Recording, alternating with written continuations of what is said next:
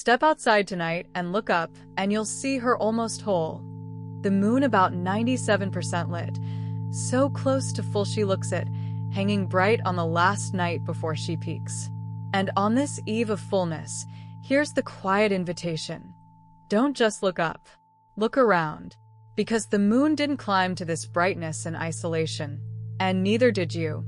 Whatever fullness you've reached in your life, whatever you've built, survived, become, you didn't get here alone. There were people who climbed with you, who stayed through the long, unglamorous middle, who kept showing up when there was no reason to accept that they cared.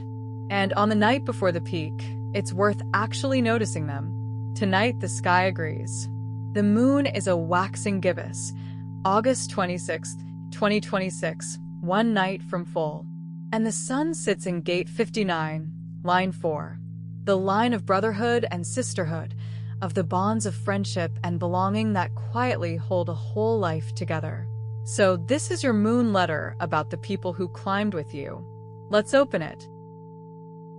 The moon tonight is about 97% lit, a single night from full, so nearly complete that most people glancing up will simply call her full already. It's the eve of her brightest night. And there's something worth noticing about this almost full moon. She's beautiful precisely because of the whole long climb behind her. She didn't leap to this brightness. She got here through weeks of patient filling, the thin crescent, the tense first quarter, the steady gibbous nights, each phase building on the last. The fullness she's about to reach isn't a single night's achievement. It's the sum of the entire journey, every phase that came before quietly folded into this near-complete brightness. And the same is true of any fullness in a life. The bright moment, when it comes, is never really a solo peak. It's the visible top of a long climb that many hands helped make possible. So as she hangs here tonight, nearly full, she's a reminder that peaks have histories, that behind every full moon is a whole cycle, and behind every fullness you reach is a whole cast of people who are part of the climb. Tonight, on the eve of the peak, she invites you to remember them. The energy tonight is the warm, gathering feeling of the eve before a peak, anticipation, yes, but also a kind of retrospective gratitude, a looking back at the journey just before the summit. As the moon nears full and the sun holds the line of brotherhood and belonging, there's a current that turns the heart toward the people in our lives, specifically toward the bonds of friendship and chosen family that we so often take for granted. You might feel it as a sudden fondness for an old friend, a wish to reach out to someone you've drifted from, a quiet awareness of who's been there for you. That's the energy doing its work. Tonight favors connection of the fraternal kind, not romance, not obligation, but the freely chosen bonds of people who simply decided to walk alongside you. It rewards the act of turning toward those people with gratitude and attention, of honoring belonging rather than assuming it. The energy tonight isn't asking you to reach a new peak. It's asking you to look with a full heart at who helped you reach the ones you've already climbed. In human design, the sun is in gate 59, line 4. Gate 59 is the gate of intimacy and the breaking down of barriers between people, but line 4 gives it a specific and beautiful shape. Line 4 is the relational, community-oriented line, and here it's the line of brotherhood and sisterhood, the bonds of friendship, loyalty, and belonging that form the fabric of a life. Where other lines of this gate might lean toward one-to-one closeness, line 4 is about the wider web, the friend, the ally, the found family, the network of people you belong to and who belong to you. Its energy is fraternal in the deepest sense, the loyalty that shows up, the bond that endures, the sense of being held not by a single relationship, but by a community of the people who've chosen you and whom you've chosen back. And line 4's wisdom is that these bonds are among the most important and most under-honored things in a human life. We're wired for belonging. We're held together, in large part, by our friendships and our chosen kinships. So tonight, Gate 59 Line 4 turns your attention exactly there, to the fraternal bonds, the ones that don't come with ceremony or obligation but with something rarer, people who simply keep choosing to be in your life. It asks you to see that web clearly, to feel how much it holds you, and to honor the ones who've climbed alongside you. Because belonging, freely given and faithfully kept, is one of the truest intimacies there is. So, let's be honest about why we neglect our deepest friendships, because almost everyone does it, and seeing why is the first step to stopping. The first reason is the quiet killer. We assume the loyal ones will always just be there. The very reliability of a good friend becomes the reason we stop tending the bond. They've always been there, so we unconsciously believe they always will be, and we let the relationship coast on autopilot. No calls, no effort, no attention, trusting a permanence we never actually secured. And friendships, for all their resilience, do fade from sheer neglect. The loyal ones aren't infinitely patient, and the assumption that they'll always be there is exactly how we lose them. Second, friendship has no ceremony, so it slips down the list. Romance has anniversaries, dates, formal milestones. Family has holidays and obligations built into the calendar. But friendship, uniquely, has almost no built-in structure demanding our attention, no ritual that forces us to show up. And things without structure quietly lose to things with it. The absence of ceremony, which is part of friendship's freedom, is also what makes it so easy to let slide. Third, and relatedly, romance and work get scheduled, and friends get whatever's left over. We protect time for our partners and our jobs because those feel non-negotiable, and then we try to fit friendship into the scraps, the leftover energy, the someday soon, the we should really catch up that never quite happens. Friends get the remainder of a life, and the remainder, for most busy people, is close to nothing.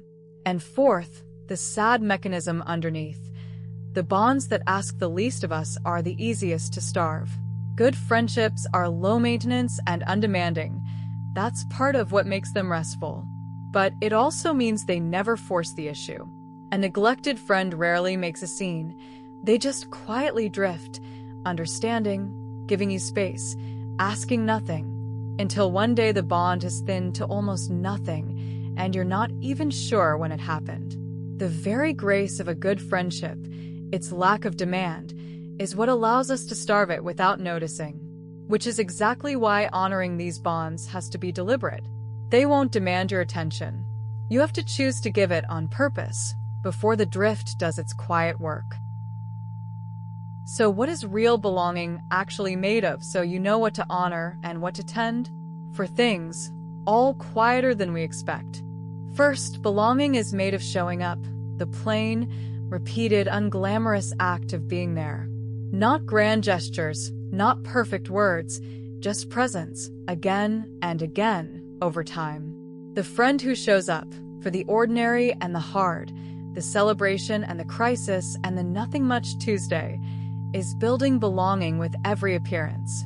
It's the most undervalued relational act there is, precisely because it's so simple. Just being there, reliably, is most of what love between friends actually consists of. Second, belonging is made of being known over time, through your seasons and changes.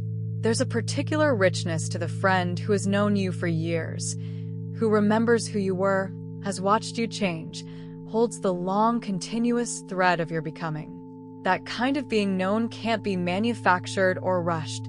It's the fruit of time, of a bond that has weathered your different seasons and stayed. To be truly known by someone who has seen you across the years is one of the deepest forms of belonging available to a human being. Third, belonging is made of loyalty in the unglamorous middle, not just the highlights. Anyone can show up for the wedding, the triumph, the photogenic peak. Real belonging reveals itself in the long, boring, difficult middle, the ordinary years, the hard stretches, the times when there's nothing exciting to be part of and no glory in staying. The friend who's there in the flat, unremarkable stretches, asking for nothing, simply present, that loyalty in the middle is what real belonging is made of. And fourth, belonging is made of small, consistent tending, not grand occasional gestures. We sometimes imagine we can make up for months of absence with one big gesture, a lavish gift, a heartfelt speech, a grand reunion. But belonging isn't built that way. It's built in the small, steady, frequent touches, the quick message, the remembered detail, the regular check-in, the ordinary contact kept alive. A friendship watered a little, often, thrives. One flooded occasionally and otherwise left dry slowly dies. Which means honoring your people isn't about the size of the gesture. It's about the consistency of attending, the willingness to keep showing up in small ways on ordinary days for the long haul. So, how do you actually honor your people tonight concretely before the moment passes? For moves. First, name them specifically and refuse to let them stay a vague everyone. Gratitude for your friends in the abstract does nothing. It's too diffuse to move you to action. So get specific. Actually call to mind the particular people who've climbed with you, their names, their faces, the specific ways they showed up. Vague appreciation stays a feeling. Named appreciation becomes something you can act on. Bring them into focus as the distinct individuals they are. Second, reach out to one of them now, before the moment passes. This is the crucial one, because the warm feeling of gratitude is famously easy to have and famously easy to never act on. Don't let it evaporate.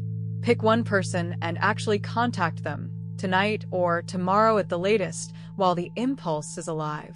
A message, a call, a note. The gap between feeling grateful for someone and telling them is enormous, and it's crossed only by an actual act, made promptly, before life crowds the impulse out. Third, tell them plainly what their staying has meant. When you reach out, don't hide behind small talk or a casual "how are you?" Say the real thing directly, that you've been thinking about the fact that they stayed, that you noticed that it mattered. We so rarely tell our friends outright what they mean to us. We assume they know, and they usually don't, not really. The plain, sincere acknowledgement of what someone's loyalty has meant is a genuine gift, and most people go their whole lives receiving it far too rarely. Give it. And fourth, the sustaining move. Tend the bond on ordinary days, not only when you need it or when a peak reminds you. The deepest honoring isn't a single grateful reach out. It's the decision to keep the connection watered going forward. The small, regular touches that keep belonging alive over the long haul. Let tonight's gratitude become not just one message, but a renewed habit of showing up for the people who've shown up for you. Because belonging isn't only something to feel grateful for on the eve of a peak. It's something to build and rebuild in the ordinary days that make up almost all of a life. Here is your ritual for honoring your people, warm, specific, and worth doing before the night is out. When the evening settles, step outside and find her. The almost full moon, about 97% lit, hanging bright on the eve of her peak, carrying the whole long climb behind her. Let her remind you that no fullness is reached alone. Then look around, not up, around, and name who climbed with you to get here. Call to mind the people who've been part of your journey to whatever fullness you've reached, the friends who showed up, the ones who stayed through the middle, the chosen family who kept choosing you. Name them specifically one by one. Next, choose one person who quietly stayed through the unglamorous stretch, who asked for little and gave much, whom you may have been taking a bit for granted precisely because they've always just been there. And finally, reach out to them, tonight or tomorrow, and tell them plainly what they've meant. Don't hide it in small talk. Say the real thing, that you were thinking about how they stayed, that you noticed that it mattered, that you're grateful they climbed with you.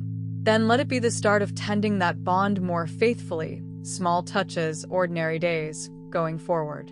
Walk back inside having honored, out loud, at least one of the people who helped you become who you are. On the eve of fullness, there are few better things to do. So, let this be the letter you keep from tonight. The night before the moon is full, look around at who climbed with you to get here, and honor them. The moon reaches 97% tonight, nearly full, and her brightness is the sum of a whole long climb, not a solo peak, just as every fullness in your life was reached with the help of people you may have stopped noticing. We neglect our deepest friendships because we assume the loyal will always be there, because friendship has no ceremony to force our attention, because we give our friends the leftovers of a scheduled life.